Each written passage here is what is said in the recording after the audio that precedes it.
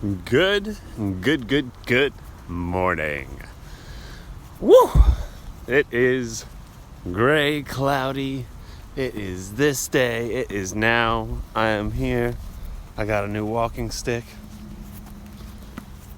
Hello, my friends. Hello, my family. Hello, my Without Bounds community. Hello, all. Hello. Excuse me. Sorry, just adjusting here. My name is Jordan from Without Bounds. Without Bounds now on Instagram, withoutboundsnow.com, Without Bounds now on the YouTube. Good morning, my man.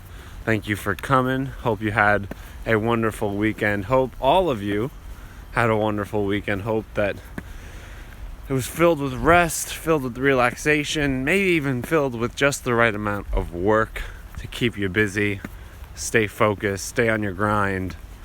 The world does not stop for the weekend. The wheel keeps on spinning, So I had a nice weekend. I hope that you did as well.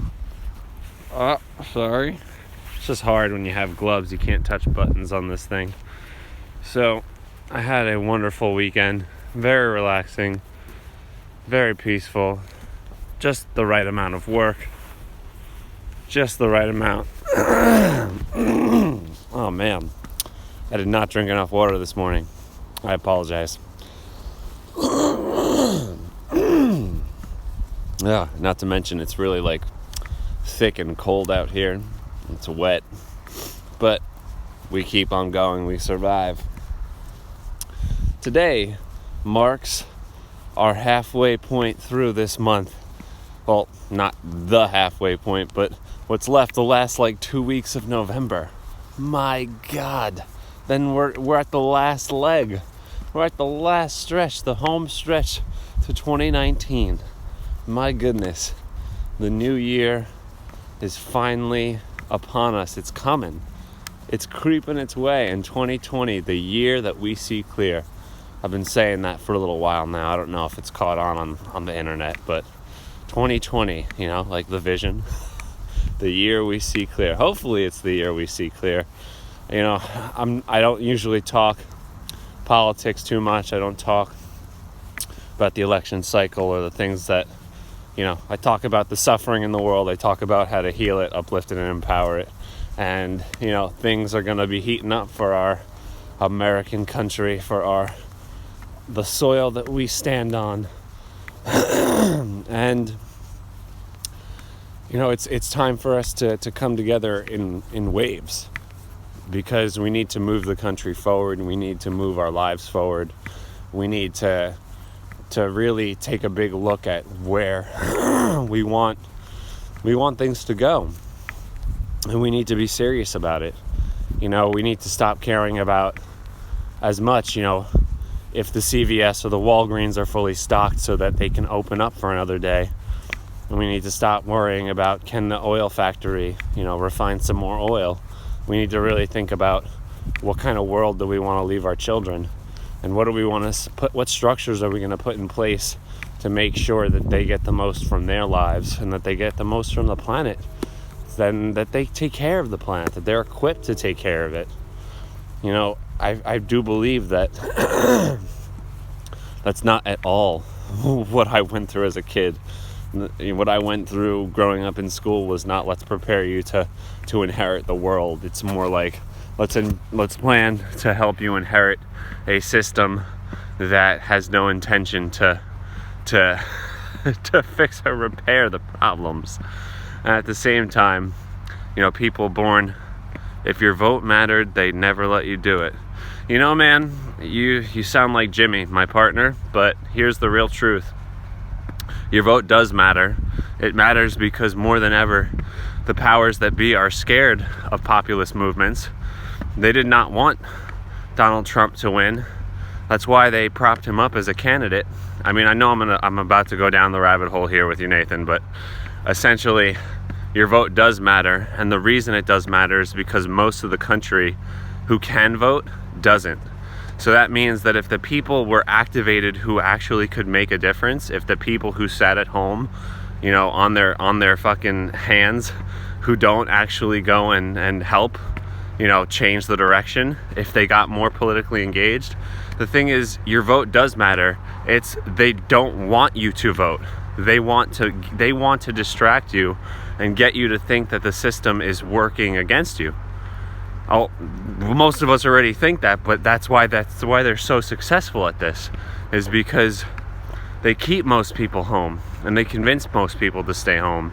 And not only that, but they create what are called voter restrictions, which make it harder for people to vote. So you've got people in communities who are trying to vote, but the voting polls close early in those places. Or if you're trying to get kids to get out and vote, you've got a lot of them that are in school and they can't get out to vote either. Let's see, voting for the lesser of two a-holes is still voting for an a-hole, though. Well, that's part of the biggest, that's ultimately one of the biggest issues too, is because we've been convinced, if you look at the world and you look at how many political systems work in the developed world, say UK, say European Union, say places like Israel, you have what are called coalitions, where there's multiple parties in a parliamentary system. And in America, our multiple parties have been dissolved into two parties. And man, I had a whole conversation planned for today, but you know what? We can save that for another day. Let's do this. I'm fucking in it. So, the thing is that our country has been bifurcated into these two poles, right and left, up and down, black or white, and we've been convinced that all we have to do is choose between the lesser of two evils. Now, again, Without Bounds does not endorse any particular candidate. While I may be the representative of Without Bounds, my opinions are my own, and if you want to understand me, well, here, I'll lay it down on the table. I do believe that, yes, the choice is between the lesser of two evils, which is why it is a terrible fucking choice. But the thing is, if you do choose to vote for someone else, you're really sending a signal to the system that, yes, you're going to use your vote. And in those cases, most people would tell you your vote doesn't matter. I wrote in Bernie Sanders' name in the 2016 election, even though he was not running. I wrote him in because I felt like this was the person, and I believed, based on the principles he was talking about and avowing, that I was going to get someone in there who actually aligned with something that, I wanted to see put forth in the world. Now, did that happen? No. In fact, the complete fucking opposite of that happened. And now we have someone completely dismantling, the things that we hold, not that we hold sacred perhaps, but dismantling a lot of good things. Let's see what you said. When you vote for them, you yield your power to them. Pretend they don't exist, and it affects your reality less. Well, bro, the problem with that statement is this: that when you live a life practicing compassion, when you live a life practicing caring about the well-being of others, then what happens politically directly affects the well-being of others. What happens politically, look at what's going on now with this DACA stuff. I'm not saying that it's cut and dry what we should do to help those who are brought to this country illegally, those who are here illegally, but to just completely end it and do what we're doing, ending asylum for a lot of people, a lot of seekers who are trying to escape the power vacuums that we've created because of things like the NRA, where we've literally illegally sent weapons to the Northern Triangle in the South American countries, and we've polluted them with guns and made it possible for violence and gang violence, and especially by making drugs illegal here, making the illegal trade even that much more lucrative down there. We create these vacuums just by voting for people who suck, and by allowing these institutions to be bribed by people and organizations, whether it's unions that are bribing the politicians or lobbyists like the NRA. We have real major institutional problems that have to come crumbling down, which is why I did vote for Bernie Sanders in 2016, and why this year my eye is set on a man named Andrew Yang. because he talks about a vision. And what do I talk about all the time? I talk about vision. Having a vision is so important for where you want to go. And none of these other fucking people, except for maybe Sanders and Warren at times, but right now, you get vision. You get vision that actually is going to create calculated change for the majority of people. And when you say you vote for them, you yield your power to them. Well, yeah, you're essentially aligning, you're rolling the die, right? You're saying, all right, this is my vote, and I'm going to take the consequences of whatever it is that you and your administration chooses to do, for ill or not. So, in that sense, you're right. But if you pretend they don't exist, well, look at what happens. You get things like the 2008 crash, where people saw their entire, retirement plans be wiped out. And these days, you have GDP on the rise, the quote-unquote economy is better than ever, but life expectancy is going down. 70 to 78% of people are living paycheck to paycheck, meaning they don't know if that paycheck is removed from their lives, the whole fucking superstructure of their lives comes crashing down. Good morning. Happy to have you. They're not held accountable just because you vote for them. They're going to do both puppets on the... See, that would be true if it were that would be true if people historically didn't have the power to create waves in society. Historically, when power is accumulated at the top too much, what happens? Revolt. And right now we're at the precipice of, at the least, a political revolution, and at the most, a really bloody, not so good revolution. And when you say that both are handpicked by the same puppet master, I mean, it sounds like you're talking some I don't want to put words in your mouth or make assumptions, but I mean, do the billionaire class have so much wealth accumulated that they really can pull strings and make things possible for themselves? I mean, look at what happened to this fucking Jeffrey Epstein dude. Essentially, you had someone who definitely might have been part of some sort of intelligence operation, or blackmailing billionaires, and they just offed him in plain sight. Or they gave him the tools to off himself and get out of it. And it's obvious that they're showing their hands now because they're scared. They're showing their hands now because they're scared. You look at how many people have donated to Sanders' campaign compared to any other campaign, and you realize, wow, there's a lot of momentum behind this guy. And that's why they're looking to put someone like Bloomberg or Deval Patrick, two billionaires, because Tom Steyer, the other billionaire, wasn't enough. They have to put their hands in the ring now because they're deeply, deeply scared as to policy changes that would totally dismantle their wealth creation vehicles. And my shoe's untied, shit. These wealth creation vehicles for these people are what establish their power. But if the wheels of government start turning in a different way, if the incentives of the economy are changed such that it starts working for more people and not just the 0.1%, then that puppet master really is not naive enough to believe Bernie Sanders is not one of them. Hey man, this is the danger of talking politics. You've come most days to join us for some great talks, and if we have to have some disagreements, then so be it. I'm happy to have them. But if you think that I'm naive, well, it's not that I'm naive. Perhaps you think my beliefs are naive, and that's okay. But I am not a naive person. I've had a lot of growth and development to reveal a lot of truths about what I think are true, and I have what I call my evidence to back it up.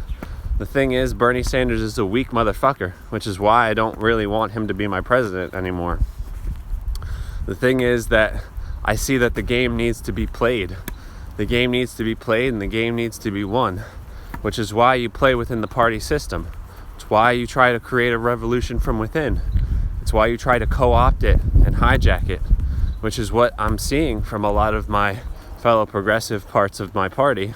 Well, I don't even call it my party. I don't really feel like an affiliation to either of them. In fact, I feel like I call them the corruptocrats. They're all Republican, Democrat. They're all part of the same. Like, you're right. It's not left or right anymore.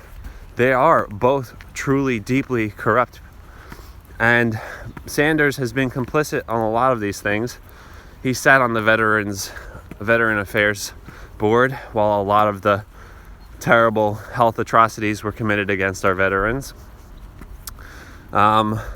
And he also went out and supported Hillary in the last election, which was just atrocious. While he was being totally played, he just swallowed it. He took it, which is kind of gross.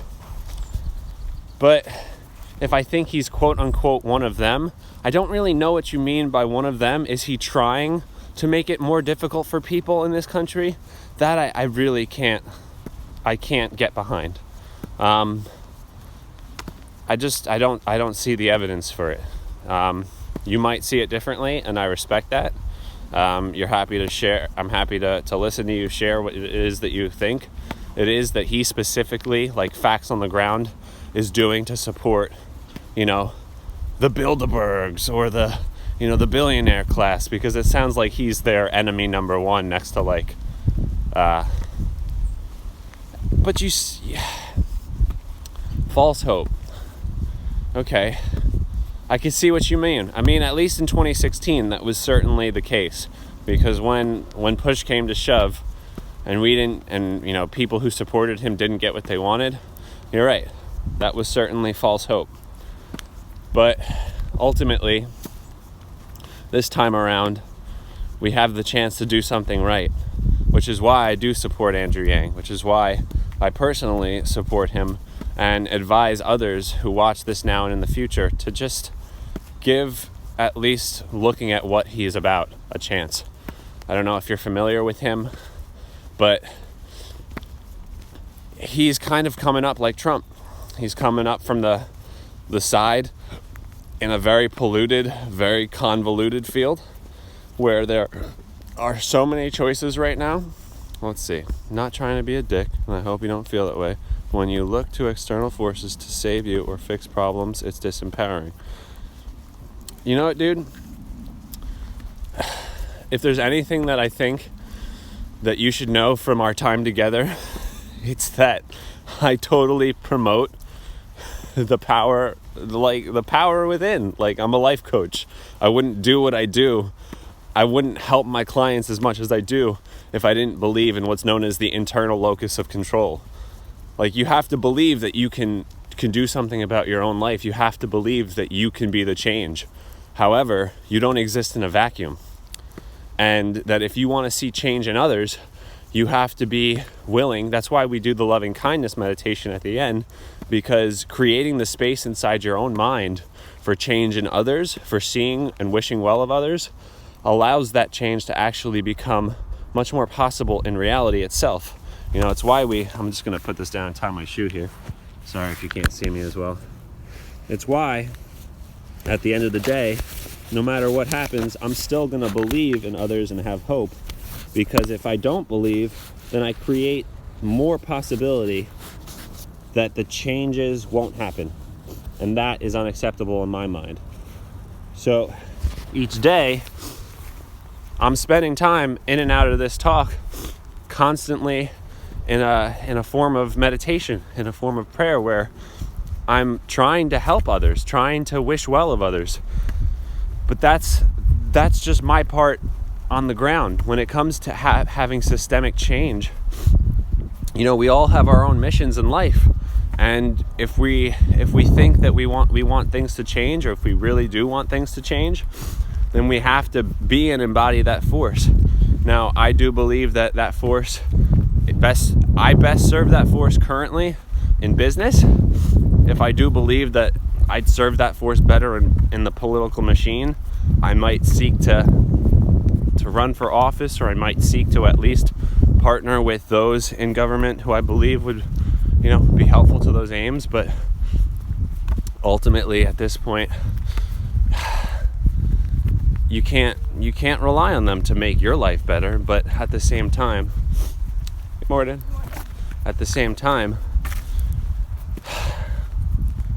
this is how the game works. And I don't like the game, but ultimately, it's like, look at what happens because of what we chose, because of what we choose. We continue to play this game of left or right when really we're just picking a corporate oligopoly that wants nothing more than to just create a bigger divide between rich and poor, create a bigger divide between south and north, east and west, and so on. And I don't rely on picking on any of these people to make it better. But because I study personal development, because I am a life coach, because I understand marketing, because I understand people, I do know that in life you have, in such a way, you kind of have these two choices. Either one, you can have your own mission, which I do. It's to heal, uplift, and empower. And two, if you're not always working with your own mission, or if you don't have one, you get behind someone else. You get behind something that you can believe in. And for many people, that is religion. For many people, that is getting behind a leader. For many people, that is following a leader they believe in. So as I build my mission, as I build my place in this world, for me, I do believe that the entrepreneurial journey is to get behind those and to work with those whose vision and mission aligns with yours, which is why I do support Andrew Yang for President of the United States for the nomination, because putting humanity first is a message that I believe in. When I, back in 2018, thought about, we need to protect our digital rights and we need to have a way to monetize them, and that idea was in my head, and I was trying to figure out how to create it. And I hear Andrew Yang for the first time out of anyone on this planet talking about monetizing digital rights as a property right and trying to restore the rights to people. When I hear him talking about, the fourth industrial revolution of automation that's coming, when I hear about the only person talking about the detriment to our attention and our kids that technology is having, creating divides of depression and anxiety in teenagers, when I hear about, look, a person like him only gets as far as he does because people are behind him. So unless he has people propping him up, he will not get far. Because people in groups are more powerful than individuals, Nathan. And if we can rally behind something and work towards creating a wave that comes crashing down on those in Washington, they're in for a rude fucking awakening. And maybe we're the ones in the rude fucking awakening. Maybe I'm wrong. But I'm willing to play, and I'm willing to learn, and willing to grow. And if it means being disappointed in 2020, working hard for something I believe in, then that's my lesson to learn. You're older, perhaps you've seen the gears of power turn against someone like you and someone like you who believes in the power of change. But ultimately, I think the fight is worth it, and I think the fight needs to be had, because otherwise we're letting the baby boomers have too much fucking power, and we need to take it back from them. We need to repair the damage. Right now our oceans have too much plastic, our air has too much pollution, our bodies are polluted with too many, whether it's plastics, metals, hormone disruptors. Are we going to be able to change that by getting Andrew Yang as president? Maybe not tomorrow, maybe not in 2021, but maybe by 2028 things will be a lot better for people if we can get someone like him in. You're more scared of millennials having power. Well, here's the thing. Let's be real. People in my generation a lot of us are much more systems oriented and solutions oriented. We see a lot of the corruption and we don't like it. Now, have we all been trained to handle problems the right way? Are we all suffering with distraction more than ever? Yeah, but there's a lot of people my age who really impress me. There's a lot of people my age who really scare the shit out of me. I don't know. I want to, stay away from overgeneralizing, because I just know a lot of people my age who are entrepreneurial, who are trying to make a difference, trying to really ease suffering for others. And maybe that's just my circle of people and friends, but, we do look at a lot of the injustices and inequities of the world and inequality, and we seek to heal it. We seek to uplift people. But that's just us at Without Bounds. That's just our circle of people. So I can't really speak for others. I know plenty of people my age who are zombies and who are more concerned about, getting their sex and getting their drugs and getting their phones and chasing paper without really trying to solve problems. Me, I want to solve problems. That's why, I look at a lot of the personal development industry and I feel some pain, because I see a lot of people, chasing paper and not solving problems, or solving problems for, they're not solving the problems that would actually solve, the suffering or heal a lot of the suffering of others. And I don't know, that's just my 2 cents, but this has been a lively discussion between us, man, and I do appreciate that you have let me speak my mind, as you always do. But at the end of the day, I just grew up around this stuff. I do believe that change does come with it from within, but it comes from within, but it shouldn't stay there. You want something to change, you got to keep pushing to push it out there. Someone says to me the other day, who are you to say what's right or wrong or what's good or bad? But does that mean we should stop trying? Does that mean that we should stop trying to make the world a better place? Does that mean that we should stop trying to create products and services that actually add value and create differences, or try to enact policies that would create a better world? At the end of the day, we have to try.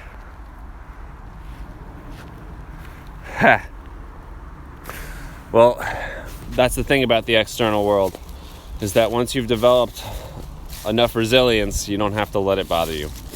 But I do respond to suffering. I do respond to that, and that's really what motivates me, is to just try to bring. There's a very strong sense of justice in this vessel. There's a very strong sense of what's healthy versus what's corrupt, and that's really what we at Without Bounds strive for, is to help mend the suffering, help heal the corrupt, and try to bring chaos to the corrupt order, and bring structure to the dark chaos. With that said, let us switch over now to our loving kindness meditation. Let us put an end to our political ramblings about the system, about the flaws in the system. And if you've ever done the loving kindness meditation before, can you spell your candidate's last name for me? Hell yeah, of course. Why? No, stop. Y-A-N-G. We've had Andrew Jackson, we've had Andrew Johnson, and hopefully we have Andrew Yang. With that said, I know you know how to do the loving kindness meditation. To those who have not known or learned about this, it is very easy. Your mind. Yeah, Yang. He's the Asian guy running for president. who wants to give everyone $1,000 a month. I know that man's stump speeches by heart. It's kind of ridiculous. Anyway, the loving kindness meditation, if you are able to project images in your mind, then you are able to call someone to mind who you have an uncomplicated relationship with, someone who you want to send love to. Today, we should call to mind our country. Let's call to mind our country, because our country is in need of some change. Our political system is in need of some change. But ultimately, we are in need of change. We, the individual, we, who our country stands upon the backs of us, the people. So let us call to mind our country, the land of the home and the brave, and let us call them to mind. Yes, be well, brother. Have a great one. Thank you for your time. Call to mind our country. Call to mind your country wherever you are. And let us, with the voices in our minds, as I repeat these phrases, call to mind these blessings. To all beings and creatures of this country, may we all be happy. May we all be happy. May we all be peaceful. May we all be peaceful. May we all be free of our physical, emotional, mental, and spiritual suffering. May we all be happy. May we all be free of poverty, free of debt, free of disease. May we all be free of corruption and greed in our business dealings, in our relationships, in our governments. May we all be abundant, wealthy, prosperous, and successful. May we all be happy. May we all escape the greatest sorrows of this life. And may I protect you, keep you, and help you all achieve your greatest dreams. May we all be blessed for now and always and win in this 21st century. May we prepare to win in this 21st century. May we all wish this for ourselves and all beings and creatures. Now, my friends, let us conclude. Thank you so much for being here today. Thank you so much for joining now and in the future. I will be here every Monday through Friday at 8 a.m. to heal, uplift, and empower. This is our mission at Without Bounds. We call it HUE for short because we seek to add color to our lives, to your life, and to all those who you impact on a regular basis. My name is Jordan. This is Without Bounds. Without Bounds Now on Instagram, withoutboundsnow.com, Without Bounds Now on YouTube. Again, congratulations for joining me today. This has been a massive diversion of a topic, but I do admit that it's worth talking about. It's worth hashing out. It's worth having out in the open our ideas. And we need to have a safe space to discuss ideas without trying to kill each other. And I hope that that's what we created today. And I hope that's what we continue to do now and in the future. So with that said, this is a powerful week moving into next week of my favorite holiday. So keep your head high. Know that we are here for you every step of the way. If you ever need help, direct message us. We are only one message away. We love you. We thank you. And we hope you have the best week, the best day. Be well, my friends.